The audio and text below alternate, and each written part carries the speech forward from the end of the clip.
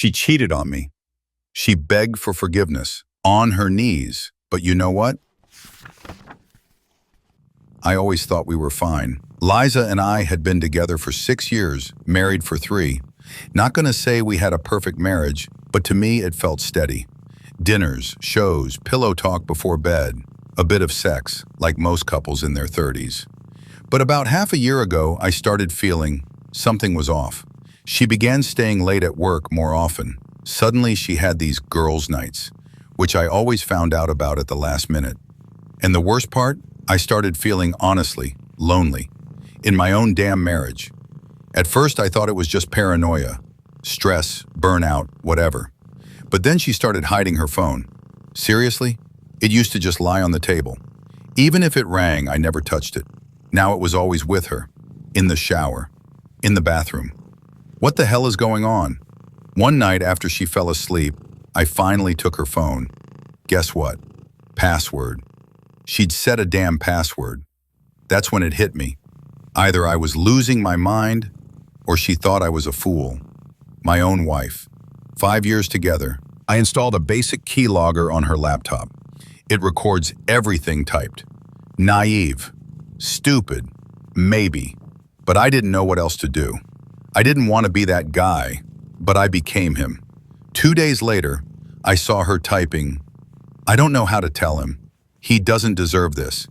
And that, for God's sake, wasn't me.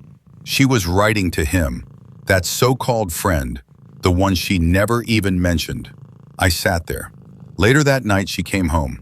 We had dinner, watched a movie, and I just stared at her, thinking, how can you lie that easily? I didn't confront her. I waited. A few days later, another girls' night. I followed her.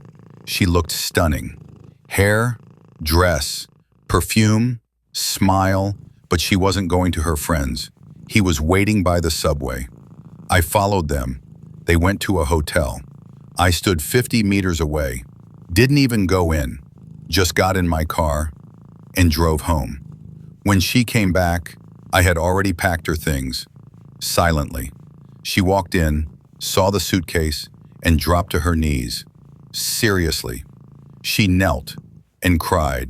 She started rambling, that it was a mistake, that she didn't know why, that I was a good man, that she was confused, that he just listened.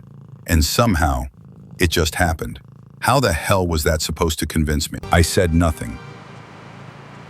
Just looked at her. Then she said the one line I'll never forget.